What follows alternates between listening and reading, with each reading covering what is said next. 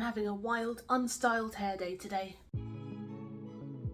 Hi everyone, it's Tash and welcome to another recipe video. And today we're making Kueh Bingka Ubi Kayu, or Malaysian baked cassava cake. Timestamps are down below if you want to skip the initial blah blah, but stick around in case you learn something about this recipe ahead of me making it, because I do like to talk about the recipe itself before we get started. This is a super easy recipe because we're going to cheat and use pre-grated cassava. Here in the UK, or specifically in London, you can find it in frozen flat packets in Asian supermarkets. And what we're going to do is we're going to kind of make a baked custard out of it. The starch in the cassava is what brings the cake together and it acts as a sort of cake starch. But because when cooked cassava has a very bouncy texture, this cake almost turns into a kind of mochi cake. Now I have actually made this before on this channel several years ago now, but I did it in my super sped up hyperlapse style. And as I've mentioned a couple of times on this channel, I am trying to make longer, more in-depth videos now because some people were saying that they were too fast and people weren't noticing that I've put the full recipe in the description itself, a link to my blog.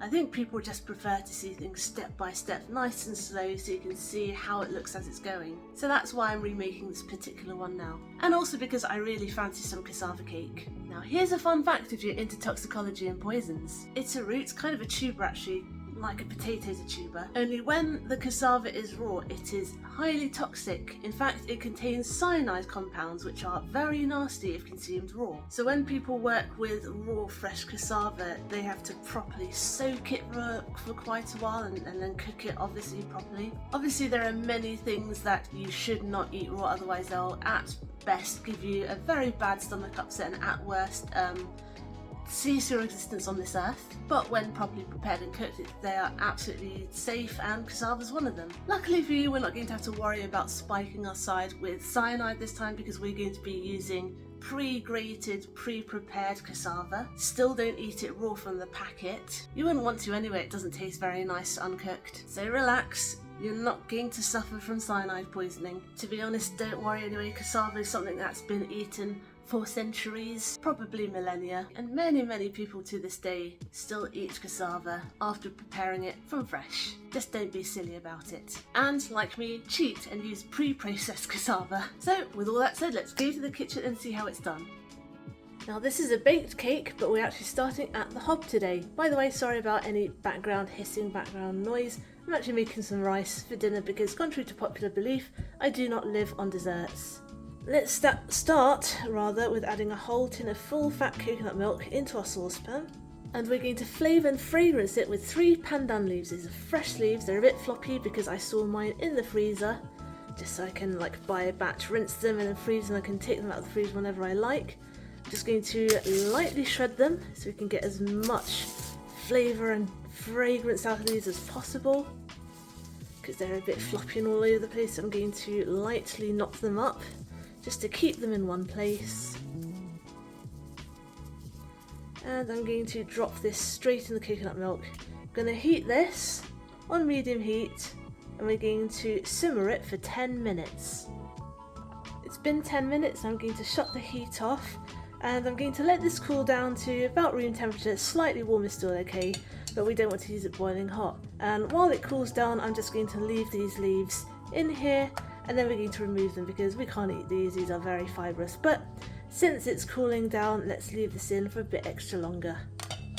Next, I'm going to preheat the oven to 150 degrees C. Now we're going to prepare an 8 by 8 inch square baking tin.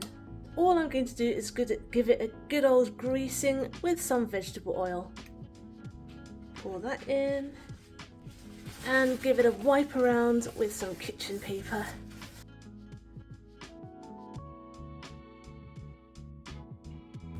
Greasy, nothing sticking to that. Maybe a little bit, but not too much. Now let's grab our cassava. Now I use frozen grated cassava, well, defrosted frozen grated cassava. As you can see, the bag has split. Actually, that's why I'm making this today. I wasn't actually going to make it until tomorrow. I just defrosted it overnight and then I found out the bag had split. So you know what, let's just make it today. I'm not going to let it hang around. I'm actually going to use 2 bags of these. I usually use a brand called Buenas, but I've never used Kena before, but my Chinese supermarket didn't have Buenos today, it had this brand. So let's see how it goes. Now I'm going to pour in a whole can of condensed milk. This is the sweet stuff. And finally 2 eggs.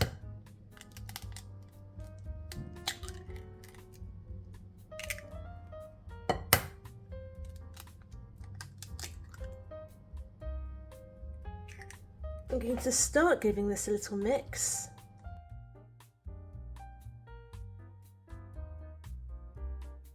And now remember our now slightly cooler coconut milk with the pandan. I've got rid of that pandan leaf bundle and I'm going to whisk this in as well.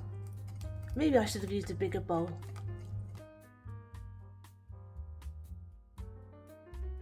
All done. Isn't that just the creed of every baker though? I should have used a bigger bowl. I think all of us bakers have said that will sort that at least one point in our baking lives. Right, so now what I like to do is I like to fish for fibres like this, because you can get a few long, stringy, tough, woody fibres in grated cassava. Actually, since whisking this, this brand, I've not seen that many. In the Buenos brands that I used to use, used to get a load of tough, long, stringy, chunky fibres. In here, only a few. So what I'm going to do is I'm going to just get a fork and have a fish around. It's like sifting for gold, but less fun and less lucrative. Well, I think I found my new favourite grated cassava brand, because I didn't find many at all. In which case, all that's left to do is put this in our ready and waiting greased cake pan.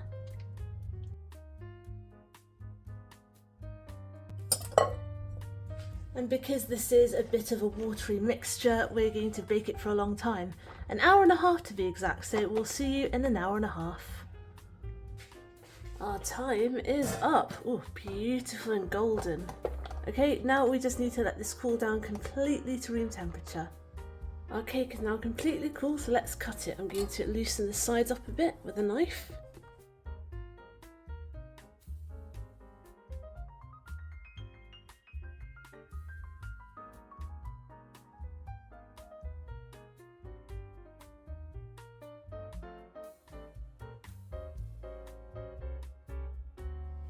I'm just going to get a little angled spatula and ease one of these out.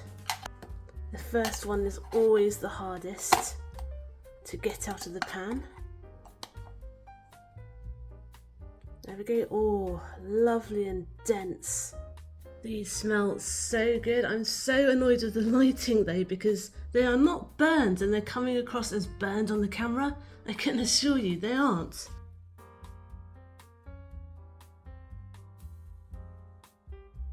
It smells so buttery, but we haven't added any butter. That's amazing. Oh, this is one of my favourite Malaysian cakes. Cheers. Custardy, creamy, so good. And you have that almost floral, ricey fragrance of the pandan leaf as well in there. Excellent, whoops. Excellent cake. So there you go, Kueh Bingka Ubi Kayu, or baked cassava cake. Thanks for watching. I hope you enjoyed today's recipe video, and I hope you'll join me next Wednesday for my next one. Get the full written recipe on my blog tashcakes.com, follow me on Instagram, I'm tashcakes.tastes, and find me on TikTok too, I'm tashcakes there too, but my handle is food in slow motion. Subscribe and hit the notification bell if you'd like to see more, give this video a like if you'd like to help other people find it, comment down below if you'd like me to make anything in particular, and I will see you all next time. Be good, be nice, and have a good week.